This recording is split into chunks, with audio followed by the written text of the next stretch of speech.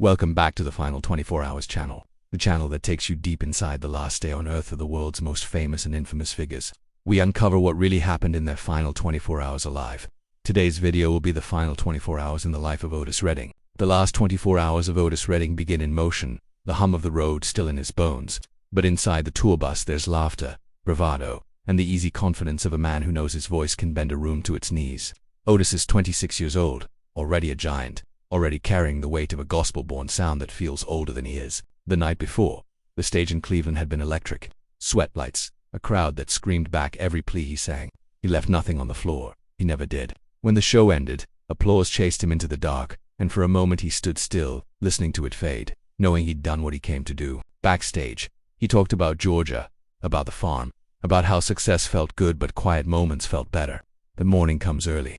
December 10th arrives. The plane waits on the runway, small and unassuming, a workhorse, like the men who board it.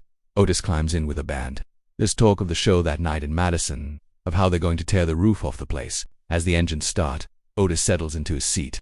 He looks out the window at the frozen world below, fields blurred by frost. He thinks about how fast everything has moved, from church pews to international stages, from local radio to the sound of his voice pouring out of jukeboxes across the country. The plane lifts into the sky, and the ground falls away. Clouds close in, the light dims, winter tightens its grip. Up there, suspended between earth and fate, Otis drifts inward. He thinks about his wife, his children. He thinks about building a ranch where music and silence can live side by side. He thinks about slowing down, about how strange it feels to want rest at the same time the world wants more. The air grows rough. The plane shudders. Outside, fog thickens, swallowing the horizon. Ice clings to wings. Inside, the laughter fades to focus. The pilot works the controls, guiding them toward Madison, toward the lake that lies hidden beneath the gray. Otis feels the change, a tightening in the chest. Not panic, but awareness. He grips his seat, breath steady, trusting the men in front, trusting the sky that has carried him this far. The descent begins. The plane dips lower, searching for the runway.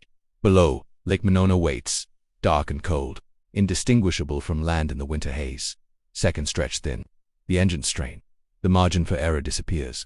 And then, in a moment too fast to understand, everything breaks. Metal meets water. Sound explodes into silence. The lake closes over the plane, swallowing voices, instruments, dreams. The cold is instant, merciless. Darkness rushes in. By morning's end, the news spreads. Otis Redding is gone, 26 years old. A voice that sounded like forever, cut down in an instant. But death does not end him. Days later, a song drifts onto the airwaves, gentle, patient. A man watching ships roll in and out, a man at peace with time. Listeners don't know they are hearing a farewell.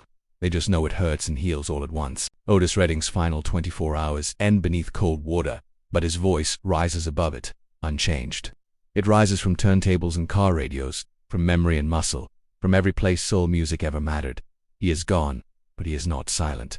He is still sitting by the dock of the bay, and the tide still rolls his name in. Thank you for watching, and don't forget to like, share, and subscribe, and hit that notification bell so you will be instantly notified of new videos. See you on the next one.